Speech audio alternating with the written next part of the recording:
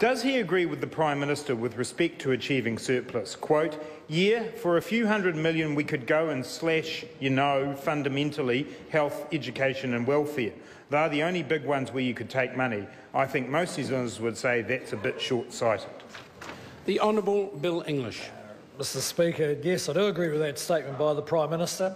Not only has the government moderately increased spending in those areas, it's focused on getting much better results, particularly for the most vulnerable New Zealanders. We've taken a considered approach to understanding the drivers of spending, not just the spending.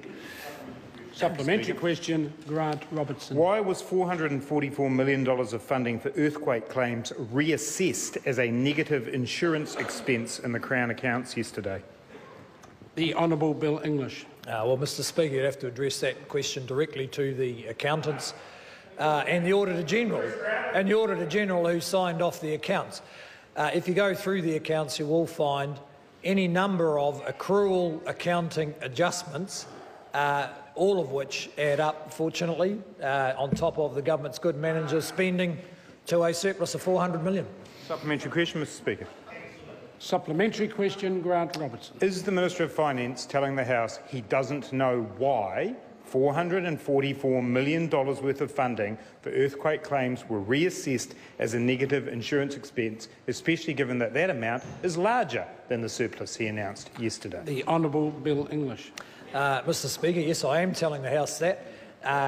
Across a $70 billion budget, there are an enormous number of adjustments. Each one of them is checked by the Auditor General. These are the audited accounts of the New Zealand Government. And if the member is suggesting there's something dodgy about those accounts, he should take it up with the Auditor General.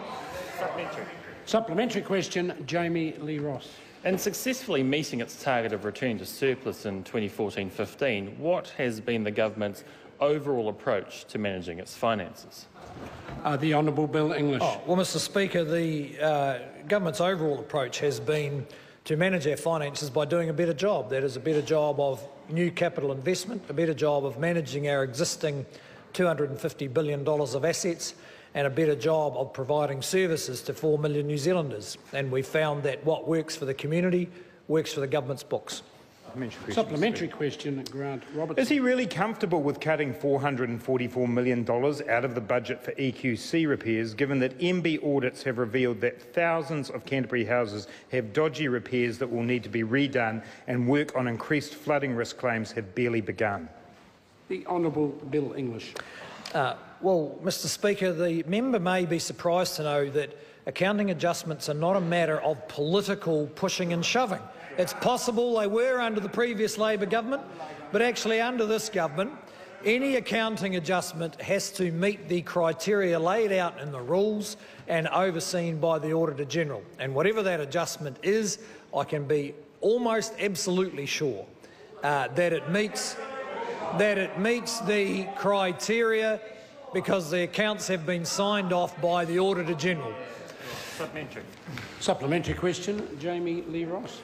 How does the achievement of surplus in the latest year compare with the fiscal situation inherited by the National-led government in 2008?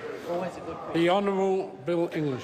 Well, Mr Speaker, the fiscal situation in 2008 was driven mainly by very rapid increase in public expenditure of around 50% in the 5 years leading up to 2008-9. And then the global financial crisis and the earthquakes exacerbated the problem with drops in revenue. So the government has slowed considerably the growth of government spending. Its tax reforms have helped underpin an increase in revenue along with a growing economy, and that's how we've got to surplus. Supplementary question, Mr Speaker. Supplementary question, Grant Robertson. Does the removal of more than $400 million from the EQC claims budget mean that insurance repairs in Christchurch are finished?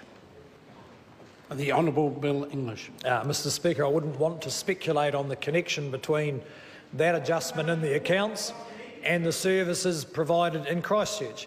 But people to whom EQC is liable to pay insurance and ensure that their repairs are done will get the service that we are obliged, or EQC is obliged to provide to them. Supplementary question, Mr Speaker. Supplementary question, Grant Robertson. When John Key was giving him a high five for achieving a $414 million surplus, did he tell him that it wouldn't have happened if he hadn't cut $444 million from the projection for Canterbury EQC payouts? The Honourable Bill English. Mr Speaker, no, because the member's just wrong. I mean, he can go on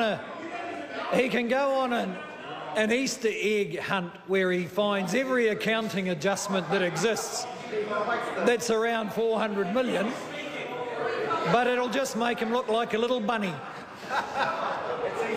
Supplementary question, Mr Speaker. Order.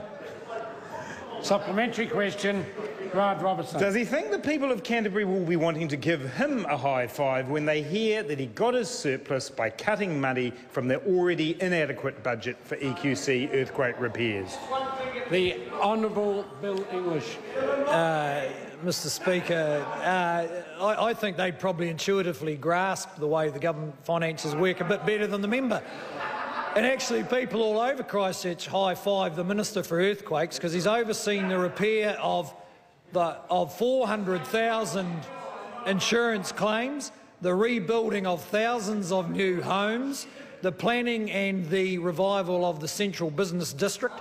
And many people in Christchurch are pretty pleased with the government's $15 billion contribution to the rebuilding of their city.